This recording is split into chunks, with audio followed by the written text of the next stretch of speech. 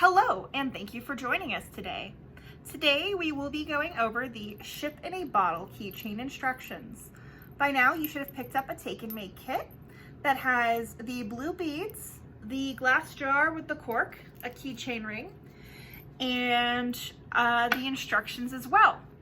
You will need to have the following on hand to complete this program. You will need some kind of paper. I'm going to be using some notebook paper that I had on hand, scissors, glue, a marking tool like a pen, pencil, something to write with, tape, ruler, and tweezers.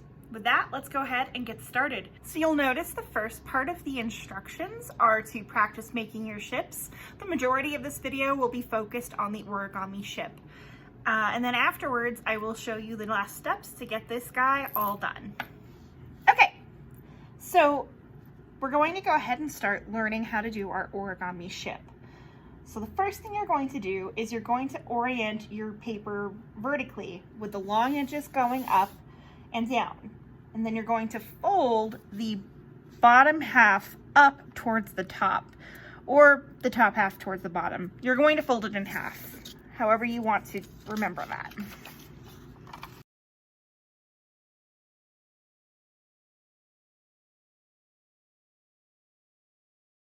We have that nice and folded now. And in origami, this fold is a valley fold, since we will be folding it, since we're making a dip downward, we're folding down. If you were folding upward, it would be a mountain fold. So the next thing we're going to do is we're going to fold our bottom right corner, making sure that it is where the valley is, where that last fold was. We're going to fold it over in half to our left corner. Go ahead and gently smooth. This doesn't need to necessarily be that very strongly creased. We're going to unfold again. So we're going to now we're going to now use our center crease here as a guide. We're going to take our bottom right corner and fold it inward towards that crease. And we'll be repeating that on the left side as well.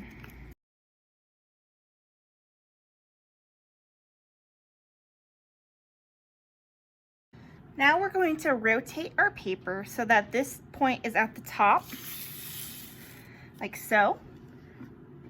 And then we're going to, on each side, fold the remaining flaps upward.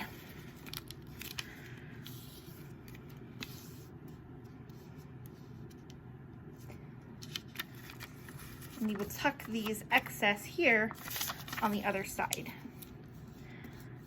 And this is a step that you can consider taping if you want, once you've gotten the hang of it, just to keep it a little smooth downward, but it's not necessary for your final project.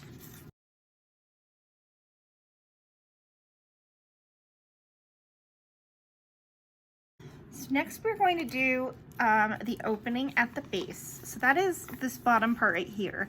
We're going to open it and very carefully press or pinch these two corners together so it makes this square shape. We are going to go ahead and carefully recrease these edges here just to get it a little flatter. And so you should end up with a square as your end result. Next, you're going to fold the front half upwards, like so, and crease here at the bottom.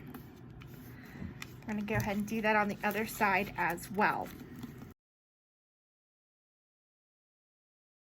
In the last few steps, we're going to go ahead and begin opening our base.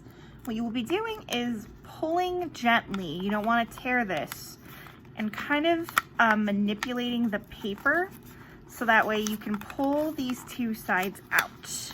There we go. And this is the step that probably requires the most practice and patience. You'll notice I kind of like force it a little bit. Yeah. You just kind of have to do your best here to just unfold it so that way we have this nice boat shape. And then from here, you will want to make a decision on whether or not you want to fully crease the base, in which case we need to just flatten that out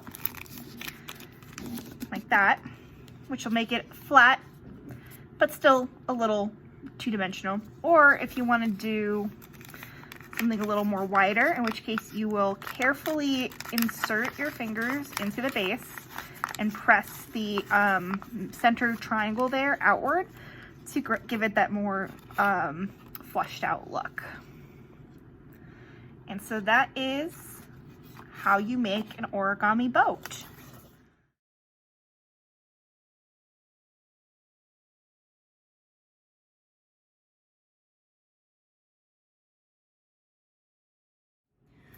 All right, so once you have your tiny origami boat folded, what you're going to do is stick your beads inside your container, your little jar.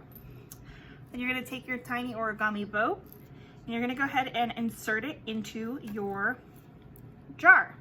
And then if you're ready, go ahead and put some glue around the cork there and seal it in. And there you go. You have your tiny ship in a bottle. You'll notice mine is a little bigger. This is just so it showed up a little better on the camera. All right.